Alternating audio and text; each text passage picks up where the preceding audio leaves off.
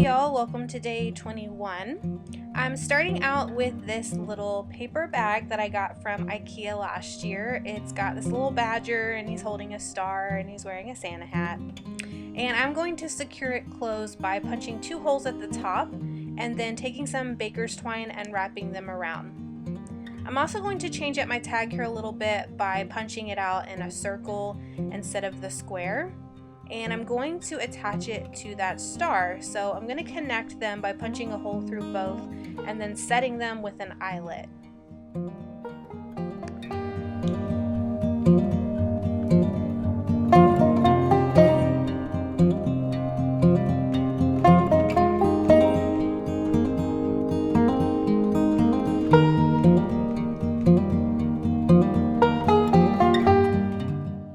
Now I knew that once I attached this, I also wanted to have a couple of things kind of dangling, so I'm going to play around here with a snowflake. I also have a couple of leftover cookie cutter pieces that I'll probably attach as well. And then I'm also going to glue, you see me gluing there, a little snowflake. It's a wood veneer snowflake. I had a bunch of these, so I tried to add them, in a couple of different projects throughout because I didn't really know what else to do with them, but they were super cute and I definitely wanted to use them in my packaging. So I'm going to take quite a bit of baker's twine, and this takes a little bit of patience. You're going to thread it through the holes several times. And so what I did is I just went through one of the holes and then through the other one and then pulled out so that I had a little bit left over to kind of tie it at the end. Kind of like when if you've ever done any bookbinding, you kind of leave a little bit of a tail. So that's what I did.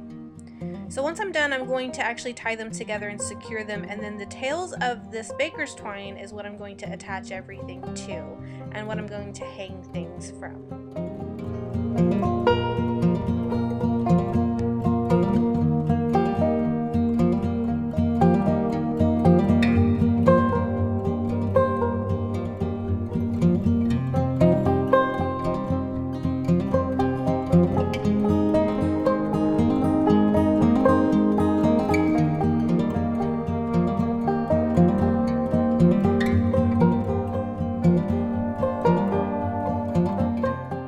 So after I've got my tag attached, I'm going to string on that snowflake there, and then I'm going to tie on those little miniature cookie cutters. They didn't turn out exactly how I would have liked them, but they weren't too bad. I wanted to string them so that one was kind of suspended in the middle of the twine, and then the other was suspended down at the bottom. And what I should have done is basically attached one and then cut off the piece of thread and then attached it to the bottom of the same cookie cutter so that it would hang straight. I know that now, but at the time I thought it would hang straight the way that it was.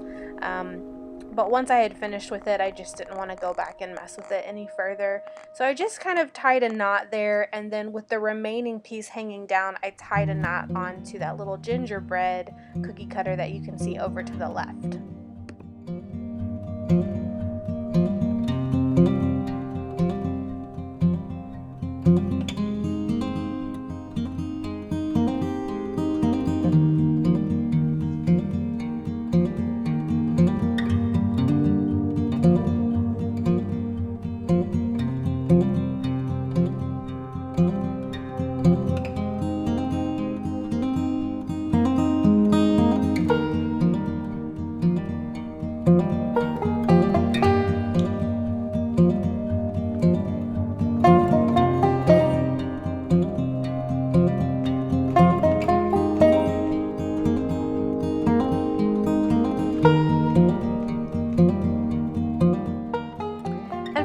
Touch, I'm going to add one of these glitter clothespins. You guys have seen me use these over and over throughout this project. I have a ton of them still left over, even though I've used quite a few of them. So here's a close-up, and I hope you guys enjoyed today's quick and easy DIY wrapping video, and I'll see you tomorrow.